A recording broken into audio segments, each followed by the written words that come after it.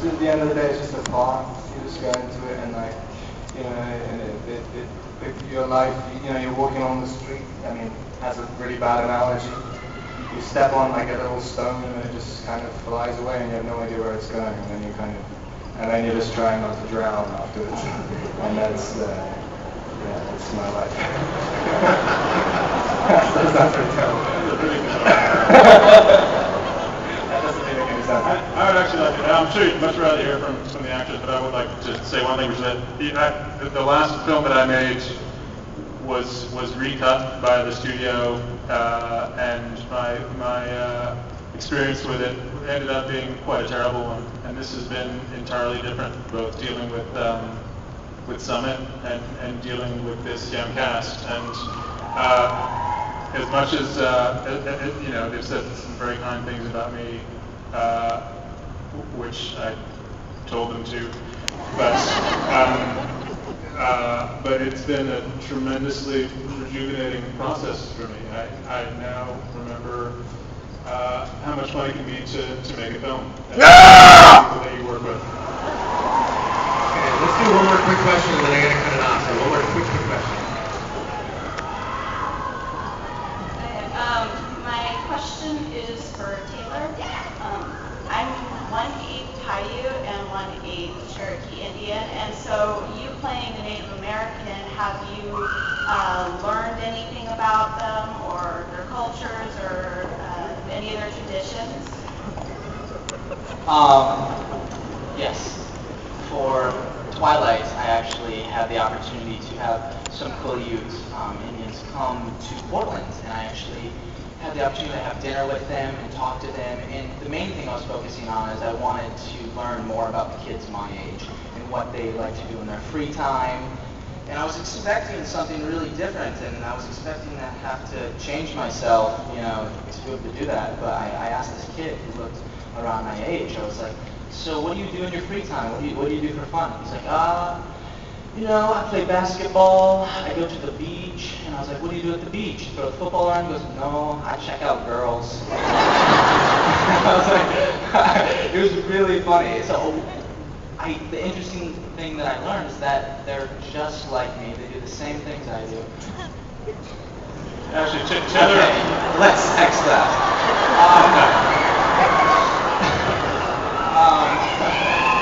So yeah, it was awesome to have the opportunity to meet with them and learn more about their legends and stuff.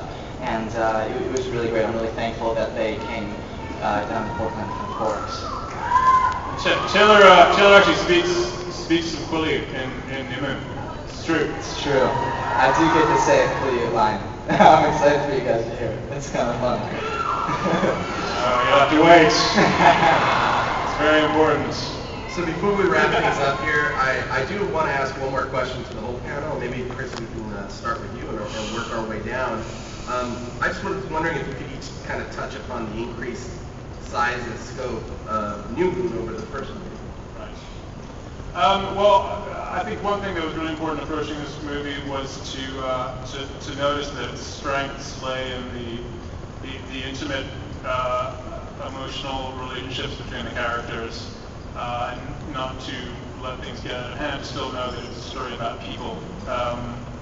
Even if they're vampires or werewolves, they're still people. And so, but the book expands massively from Bella's small world in Forks and to Italy, and to the world of the Volturi, to the world of the werewolves in the forest. And the key thing was to keep that all coherent, faithful to the book, and to really try to make something grand and beautiful out of this book.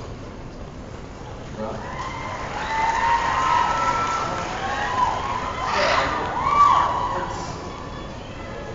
It was different doing this because of the aesthetic which Chris shows and stuff.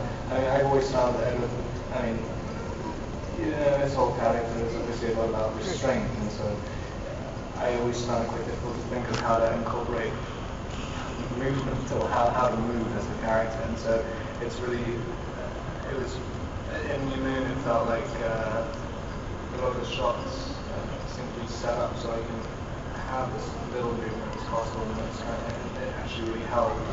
And it's like how to drive. It was always camera movements that drove scenes. So I just sounded like I'm making the cameras. You just basically want to expend as little energy as possible as opposed to Taylor can do all the energy and moving around and stuff. I can just stand there literally. no, you got a good fight scene. It's a very good fight scene. Oh yeah.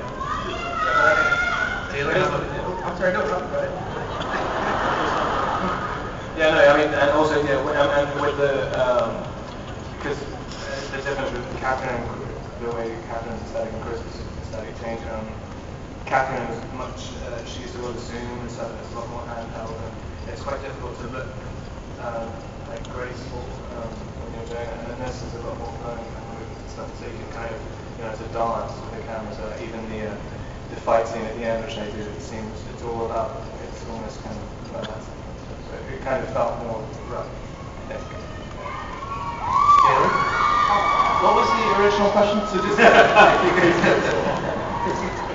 if you could just talk a little bit about the increased size and scope of this film over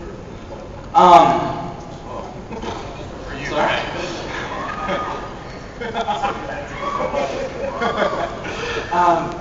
I think, I mean, when we were making Twilight, we knew what we were making, but we didn't know the reaction we were going to get from you guys.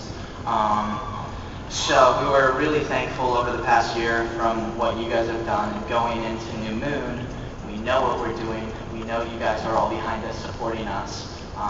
So I think we were more confident because we know we have you behind us. And but I mean, I'd be lying if I say I never got nervous because we all, of course, want to please you and make sure that we live up to your expectations. But, thank you. So, but we had a great time. We had a great time during New Moon. It was awesome to reunite the team, be back with the cast, and Chris was phenomenal. So I'm really pleased with the experience. Kristen? I think for this one, I don't think you really truly know yourself unless you get to a point that's like as low as she gets in this.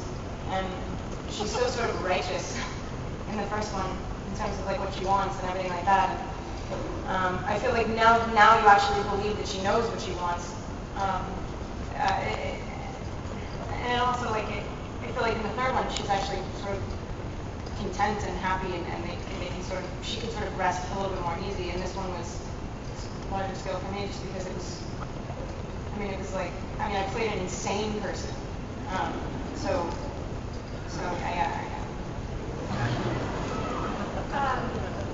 Yeah, in this one I think I was a lot more comfortable in my skin, and it was nice to be able to go into it and not be thinking about trying to make myself not be nervous the whole time. And in this one, the relationship between Bella and Alice kind of shows itself more. So it was a lot of fun. And then, I think the other thing is that we do have the fans behind us. And the first one we were so nervous because we didn't know what to expect and what you guys wanted and if you were going to accept us. And I think in the second one, I had a lot more confidence because the fans, you guys have really embraced us and been so great and so gracious. So it's just it was a really great experience. Well, thank you guys so much for coming out here today and supporting the fans. Chris, I think, do you have anything else you want to tell the audience? There's another scene which people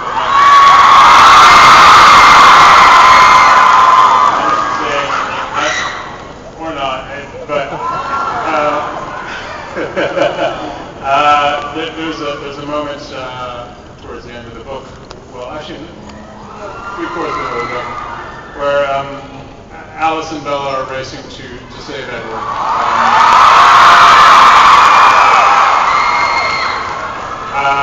And this is actually the first time that this cut footage has been seen by anyone outside of the editing room, actually.